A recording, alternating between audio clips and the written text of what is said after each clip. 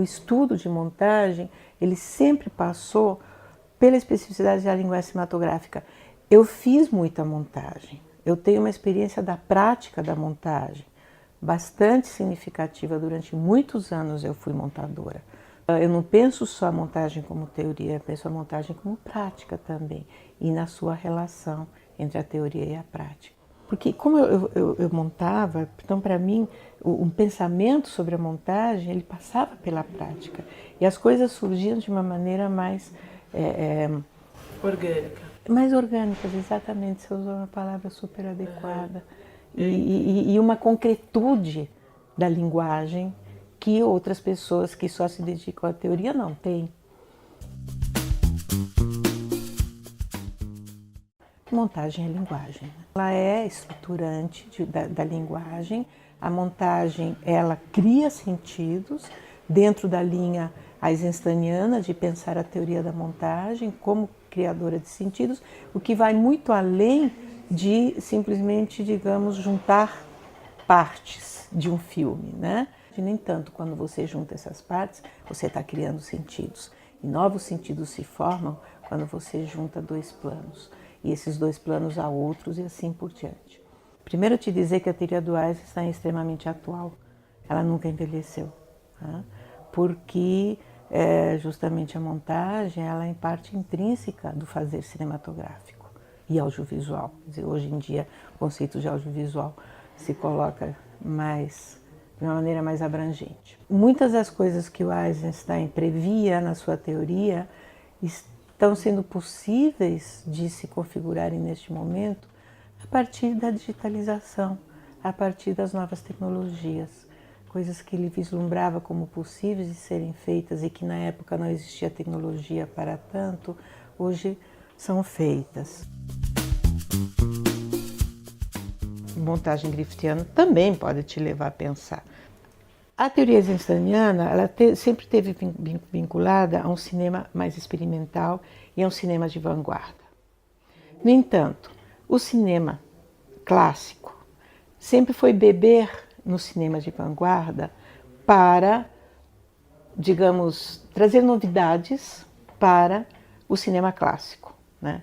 Quer dizer, há uma relação importante que se cria em toda a história do cinema entre o cinema experimental e o cinema de vanguarda e o cinema clássico. O Griffith, os soviéticos, Eisenstein, Kuleshov, Pudovkin, tiveram conhecimento dos filmes de Griffith. E foi a partir do conhecimento que eles tiveram do filme de Griffith que eles começaram a pensar numa criação de uma linguagem cinematográfica que fosse, que se diferenciasse de uma narrativa clássica no sentido de que o filme fosse um espelho da continuidade que existe na vida real, entre aspas, né? Quer dizer, um espelho de uma ação, né, em continuidade.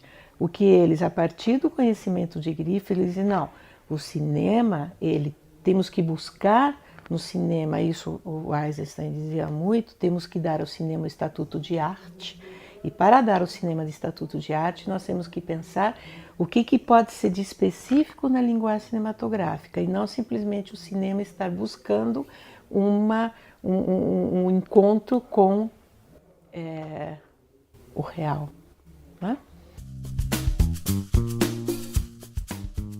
Na história do cinema, você tem momentos que, por questões industriais, digamos assim, se valorizava isto ou aquilo, por questões industriais ou por questões anti-industriais.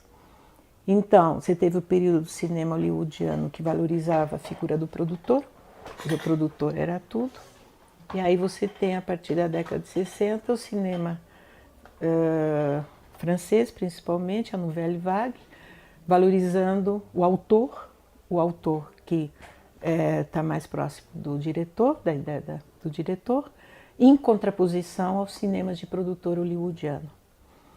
Então, nesse jogo, o foco sempre foi mais forte em relação ao diretor-autor do que as outras funções. Muitos grandes diretores também eram montadores, porque o bom diretor ele tem que ter uma experiência importante de montagem.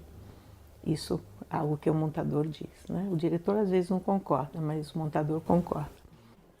Existe também uma tradição de reverenciar alguns diretores de fotografia fundamentais e da relação que se cria importante entre o diretor e o diretor de fotografia. Mas a mesma coisa na montagem. Você tem grandes montadores que foram e são fundamentais para aquele diretor, no diálogo com aquele diretor, para a criação daquele filme. Então, todos os grandes diretores, eles têm um grande montador que trabalha junto. Agora, por que várias vezes já me perguntaram em todos esses anos, por que nos créditos de um filme o que sobressai é o produtor, é o diretor. E o montador fica lá junto com... Tem lá a sua cartela também, às vezes sozinho, mas ele não é tão valorizado quanto é o diretor ou quanto é o produtor. Mas é um pouco isso, quer dizer, um pouco esse jogo que se instaurou na história do cinema, esses poderes econômicos e políticos que acabaram levando a que se configurasse dessa maneira. Mas isso não significa que o montador não seja tão importante quanto. E você pode pensar um pouco na história do cinema, você tem filmes com excelentes montadores e que, a gente costuma dizer no nosso linguajar, salvaram o filme. Que lhe receberam um material com problemas e o montador construiu um filme a partir desse material com problemas. Isso é verdade.